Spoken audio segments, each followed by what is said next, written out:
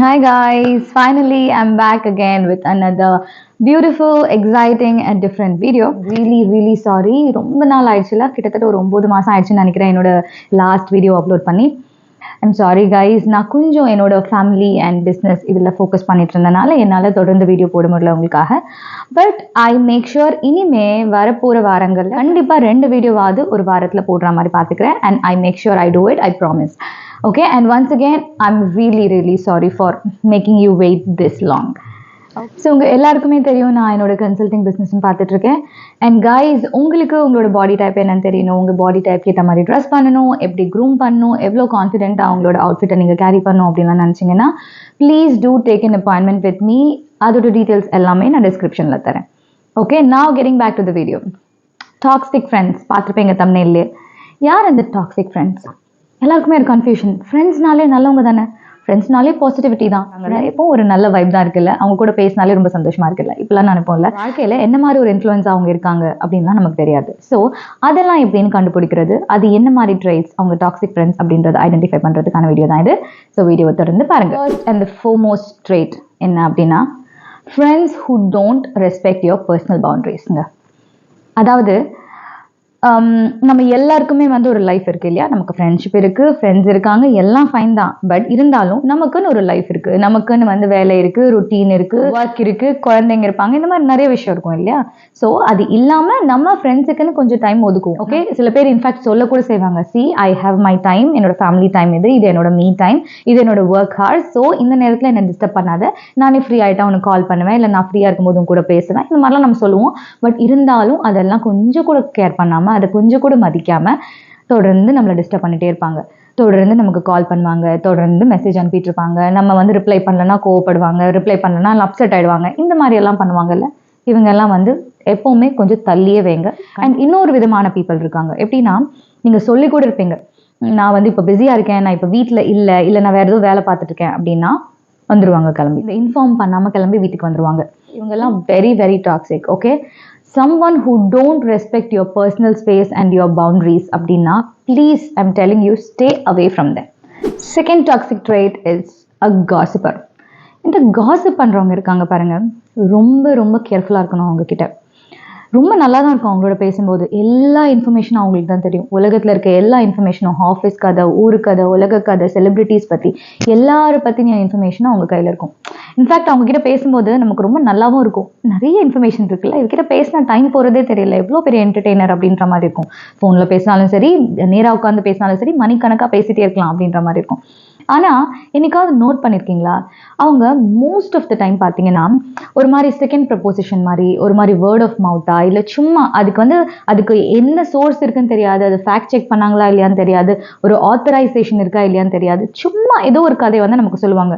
நம்மளும் அவங்க ரொம்ப நல்ல ஃப்ரெண்ட் நமக்கு அப்படின்னு சொல்லி இவங்க கண்டிப்பாக உண்மையை தான் சொல்லுவாங்க. ஏன்னா இவங்களுக்கு நிறைய பேரோட பழக்கம் இருக்குது, நிறைய இன்ஃபர்மேஷன் தெரிஞ்சிருக்கும், கண்டிப்பாக நம்பகமானவங்களாக தான் இருப்பாங்க, அவங்க சொல்கிறது உண்மையாக இருக்கும்னு சொல்லி நம்புவோம். மோஸ்ட் ஆஃப் த டைம் அது எப்படி இருக்கும்னா, அது ஒரு கட்டுக்கதையாக இருக்கும். இல்லைன்னா யாரை பற்றினா ஏதோ அவங்களுக்கு ஒரு வேர்ட் ஆஃப் மவுத்தாக வந்த ஒரு விஷயத்த எப்படிலாம் தெரிஞ்சு வந்திருக்கோ அது கூட தெரியாது அவங்களுக்கு. ஆனால் அதை இவங்க அதுக்கு மேலே நிறைய சித்தரித்து நம்மக்கிட்ட சொல்லுவாங்க. நம்மளும் ஆமாம் இல்லை, நமக்கு தான் யாரை பற்றின இன்ஃபர்மேஷனும் இல்லை, இவளுக்கு எல்லாரை பற்றியும் தெரியும், இவளுக்கு நிறைய கான்டாக்ட்ஸ் இருக்குது, கண்டிப்பாக இவ சொல்கிறது உண்மைதான் அப்படின்னு சொல்லி நம்பி நம்ம ஒரு 4 பேர்கிட்ட சொல்ல ஆரம்பிச்சிருவோம். இல்லைன்னா கேங்காக இருந்தால் அந்த கேங்கில் எல்லாருக்கும் போயிடும், அந்த நியூஸ் போயிடும். ஸோ தேவையில்லாத ரூமர்ஸ் எல்லாம் ஸ்ப்ரெட் பண்ணுற மாதிரி ஆகிடும். ஸோ நம்மளும் பாசிவாக அதே பண்ணுற மாதிரி ஆகிடும், நம்மளும் ஒரு ரூமரை ஸ்ப்ரெட் பண்ணுற ஒரு பர்சன் மாதிரி ஆகிடும். So you should be very careful with such people guys, like the people who gossip. Okay, and இதில் இன்னொரு விஷயம் என்ன அப்படின்னா, இந்த காசிப் பண்ணுறவங்க கண்டிப்பாக உங்ககிட்ட இன்னொருத்தரை பற்றி காசிப் பண்ணாங்கன்னா உங்களை பற்றி இன்னொருத்தர்கிட்ட பண்ணுறதுக்கு தயங்கவே மாட்டாங்க அப்படின்றத புரிஞ்சுக்கணும். நம்ம இதை நிறைய பேர் புரிஞ்சுக்கிறது இல்லை, நல்லா இருக்குல்ல கதை கேட்குறதுக்கு அப்படின்னு சொல்லி கேட்டுகிட்டே இருப்போம். பட் கைஸ், அது சும்மா என்டர்டெயின்மெண்ட் மட்டும் இல்லை, அது உங்களோட லைஃபுக்கும் ரொம்ப ரிஸ்கானது. அதனால அவங்க கிட்ட தேவையில்லாத இன்ஃபர்மேஷனோ, தேவையில்லாத உங்கள் வாழ்க்கையை பற்றின டீட்டெயில்ஸோ கொடுக்குறத ப்ளீஸ் அவாய்ட் பண்ணிக்கோங்க. முக்கியமாக இவங்க மற்றவங்களை பற்றி உங்ககிட்ட காசிப் பேசுகிறவங்களா இருந்தால். And please I'm telling you stay away from such people. Third important toxic trait என்ன அப்படின்னா, friends who mock at your past. Okay, example கொடுக்கணும்னா, உங்களோட அவங்க ரொம்ப சீசன்டான ஒரு ஃப்ரெண்டாக இருப்பாங்க, ஒரு 10-15 வருஷமாக உங்களுக்கு தெரியும், இல்லை ஸ்கூல் மேட்டாக கூட இருக்கலாம். ஓகே, ஸ்கூலில் நீங்கள் எப்படி இருந்தீங்க அப்படின்றது உங்களுக்கு தெரியும், அவங்களுக்கு தெரியும். இப்போ உங்களோட கரண்ட்டாக ஃப்ரெண்ட்ஸாக இருக்க உங்களுக்கு தெரியாமல் இருக்கலாம். ஓகே, நீங்கள் வந்து கடந்து வந்த பாதைன்னு ஒன்று இருக்கும். நீங்கள் அதில் எவ்வளவோ எவால்வ் ஆயிருப்பீங்க, எவ்வளவோ அனுபவங்கள் கிடச்சிருக்கும், எவ்வளவோ மாற்றங்கள் நடந்திருக்கும், எவ்வளவோ லெசன்ஸ் நடந்திருக்கும் இல்லையா? நீங்கள் ஃபிசிக்கலி, மென்டலி, எமோஷ்னலி எப்படியோ மாறி எவால்வ் ஆகி இப்போ இருக்க ஒரு பர்சனாக வந்திருப்பீங்க. ஓகே, இல்லை நீங்கள் எப்படி இருந்தீங்களோன்னு அவங்களுக்கு மட்டும்தான் தெரியும். எல்லார் முன்னாடியும் அதை ஷேம் பண்ணுறவங்க. அவள் எப்படி இருந்தா தெரியுமா, அவள் அப்படி இருந்தா, இப்போ இப்படி ஆயிட்டா, அவளுக்கெல்லாம் அப்போ பேசவே தெரியாது, இப்போ பார்த்தியா என்ன பேச்சு பேசுகிறா, அப்போல்லாம் இங்கிலீஷே சுத்தமாக வராது, இப்போ பாரு எப்படி பிச்சு உதறா. இந்த மாதிரி உங்களோட வீக்னஸ் எல்லாம் எடுத்து வச்சு பேசுறது, உங்களோட பாஸ்ட் எடுத்து வச்சு ஷேம் பண்ணுறது. அவள் அத்தனை பாய் ஃப்ரெண்ட்ஸ் வச்சுருந்தா, இப்போ இன்னும் ரொம்ப ஒழுங்கு மாதிரி பேசுகிறா பாரு, இந்த மாதிரி பண்ணுறது. இல்லை உங்களோட பழைய கதைகள்லாம் எடுத்து வச்சு நீ அப்போல்லாம் இந்த மாதிரி பண்ண தெரியுமா அப்படின்னு சொல்லிட்டு உங்கள் பழைய பேடான மெமரிஸ், இல்லை நீங்கள் ரிக்ரெட் பண்ணுற சில விஷயங்கள், இந்த மாதிரியான விஷயங்கள்லாம் எடுத்து வச்சு பேசுறது. உங்ககிட்ட பர்சனலாக பேசலாம், இல்லை ஒரு பப்ளிக்காக அதை உங்களை ஷேம் பண்ணலாம். நான் பண்ணேன் சும்மா ஃபன் தானேப்பா, ஜோக்கை கூட ஜோக்கை எடுத்துக்க தெரியாதா, இப்படியெல்லாம் சொல்லுவாங்கல்ல. Please guys, stay away from such people. இவங்க வந்து எந்த விதத்துலையும் உங்களுக்கு எந்த நல்லதும் பண்ண போகிறது இல்லை. Okay, if they're really your friend, they should know எந்த இடத்துல என்ன மாதிரி பேசணும். ஒரு தடவையோ 2 தடவையோ இல்லை எப்போனா ரேராக நம்மளை கிண்டல் அடிக்கிறது தப்பே இல்லை கைஸ். ஓகே, நம்ம ஃப்ரெண்ட்ஸுக்கு கண்டிப்பாக அந்த உரிமை இருக்குது. ஆனால் ரொம்ப பர்பஸ்ஃபுல்லி நம்மளோட பழைய விஷயங்கள், நமக்கு நடந்த கசப்பான சம்பவங்கள், இதெல்லாம் எடுத்து வச்சு பேசி நம்மளை மாக் பண்ணி, நம்மளை டீஸ் பண்ணி, நம்மளை இன்சல்ட் பண்ணி, முக்கியமாக பப்ளிக்கில் இன்சல்ட் பண்ணுறது, இந்த மாதிரிலாம் பண்ணுறாங்கல்ல, மாதிரியான பீப்புளோட நீங்கள் உங்கள் ரிலேஷன்ஷிப்பை மெயின்டைன் பண்ணி எதையுமே சாதிக்க போகிறதில்ல. So I'm telling you, please stay away. Fourth important trait of a toxic friend is differences in values, principles or mindset. Guys, நம்ம எல்லாருக்குமே வந்து ஒரு வேல்யூ சிஸ்டம் இருக்கும் இல்லையா? வேல்யூ சிஸ்டம் அப்படின்றது வந்து நான் 1 கோடி ரூபாய் கொடுத்தாலும் இதை பண்ணவே மாட்டேன்டா அப்படின்னும்ல, என்ன ஆனாலும் நான் இதை பண்ண மாட்டேன், என் உயிரே போனாலும் இந்த வேலையை நான் பண்ண மாட்டேன், இந்த மாதிரி ஒரு செயலை நான் செய்ய மாட்டேன் அப்படின்னு இருக்கும்ல. ஃபார் எக்ஸாம்பிள், நான் என்ன ஆனாலும் ஒரு பொண்ணை வந்து கேரக்டர் அசாசினேட் பண்ண மாட்டேன், ஸ்லட் ஷேம் பண்ண மாட்டேன், நான் வந்து யாருக்கிட்டையும் எக்காரணத்துக்கு ஒன்றும் பொய் சொல்ல மாட்டேன். இந்த மாதிரியான சில பிரின்சிபல்ஸ், வேல்யூஸ்லாம் நம்ம எல்லாருமே வச்சுருப்போம்ல. அவங்களோட வேல்யூஸ். முக்கியமாக ஃப்ரெண்ட்ஸ் ஆர் ஃப்ரெண்ட்ஷிப் வந்து எப்படி பில்ட் ஆகும் அப்படின்னா, நிறைய காமனாலிட்டிஸ் இருக்கணுங்க. டிஃப்ரென்சஸை காட்டிலும் காமனாலிட்டிஸ் அதிகமாக இருக்குது அப்படின்னாலே ஆட்டோமேட்டிக்காக அங்கே ஃப்ரெண்ட்ஷிப் பில்ட் ஆகிடும் இல்லைங்களா? ஸோ காமனாலிட்டிஸ் அப்படின்றதுலையுமே எது ரொம்ப ஸ்ட்ராங்காக இருக்குது அப்படின்னு பார்த்தீங்கன்னா, ஒரு 2 பேர் ஃப்ரெண்ட்ஷிப் பில்ட் பண்ணுறதுக்கு வேல்யூஸ் அப்படின்னு ஒன்று இருக்கும். அதுதான் ரொம்ப ரொம்ப முக்கியமாக இருக்கும். டிஃப்ரென்சஸ் வந்து சின்ன சின்ன விஷயத்தில் எக்கச்சக்கமான டிஃப்ரென்சஸ் இருக்கலாம். ஓகே, பட் அந்த காமனாலிட்டிஸ் அப்படின்ற ஒரு விஷயத்தில் வேல்யூஸ், பிரின்சிபல்ஸ், இந்த மாதிரியான விஷயங்கள், நம்மளோட மைண்ட் செட், இதெல்லாம் வந்து ரொம்ப பெரிய பங்கு வகிக்கும் இல்லையா? ஸோ இடையில சிஸ்டம் அப்படின்றது வந்து அடி வாங்குது. அவங்களுக்கு வேற வேல்யூஸ், இவங்களுக்கு வேற வேல்யூஸ் அப்படின்னாலே அந்த இடத்துல அந்த சிங்க் இருக்காது. Okay, so someway or other அவங்க பண்ணுற சில விஷயம் வந்து உங்களை இன்ஃப்ளூயன்ஸ் பண்ணும். எக்காரணத்துக்கு ஒன்றும் சில விஷயத்தை நான் பண்ணவே மாட்டேன் அப்படின்னு நீங்கள் நினைக்கலாம், அது உங்களோட வேல்யூ சிஸ்டம். ஆனால் உங்களோட ஃப்ரெண்ட் வந்து அதே வேல்யூஸில் இல்லை அப்படின்னு வச்சுக்கோங்க. அவங்க பேசுகிற சில விஷயம் வந்து டைரெக்டாவோ இல்லை இன்டைரக்டாவோ உங்களை பாதிக்கும். அது வந்து போக போக போக என்ன ஆகுனா, இவென்ச்சுவலி உங்களோட வேல்யூஸை நீங்களே வந்து கடைப்பிடிக்கிறீங்களான்ற டவுட் உங்களுக்கே வந்துடும். எப்படின்னா, ஃபார் எக்ஸாம்பிள், உங்களுக்கு வந்து சில விஷயம் பண்ண பிடிக்காது. ஒரு ரேண்டமான சம் உமன் எடுத்து வச்சு அசாசினேட் பண்ணுறதோ, இல்லை ஸ்லட் ஷேம் பண்ணுறதோ, இல்லை வந்து பாடி ஷேம் பண்ணுறது, இல்லைன்னா ரொம்ப ஜட்ஜ்மெண்டெல்லாம் அவங்கள பற்றி பேசுறது, அவங்கள பற்றி எதுவுமே தெரியாது ஆனாலும் இதெல்லாம் பண்ணிட்டு இருக்காங்கன்னு வச்சுக்கோங்க. உங்களோட வேல்யூ சிஸ்டம் வந்து இந்த மாதிரிலாம் நீங்கள் பண்ணவே மாட்டீங்க, நான் இதெல்லாம் பண்ணவே மாட்டேன், இதெல்லாம் என்னோட பிரின்சிபல்ஸாக நான் கடைப்பிடிக்கிறேன் அப்படின்னு நினைக்கிறீங்கன்னு வச்சுக்கோங்க.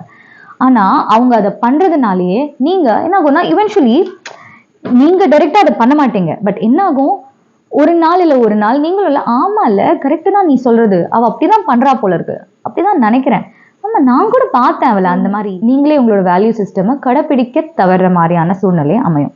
Okay, so B very very cautious in choosing your friends. இந்த மாதிரியான ஃப்ரெண்ட்ஸ் வந்து someway R the other they will corrupt you. Okay, நீங்கள் நினைக்கலாம் இதனால என்னங்க, அவங்க ஏதோ பேசுகிறாங்க நானும் ஓன் கொட்டுறேன், இல்லை நானும் ஒரு 2 வார்த்தை பேசிட்டு போகிறேன் அதனால ஒன்றும் பிரச்சனை இல்லை அப்படின்னு நினைப்பீங்க. அது என்ன ஆகும்னா, உங்களோட மென்டல் சானிட்டியை அஃபெக்ட் பண்ணும். ஒரு கட்டத்தில் நீங்களே உங்களை கொஷின் பண்ணுவீங்க, உங்களோட மென்டல் ஹெல்த்தை கொஷின் பண்ணுவீங்க.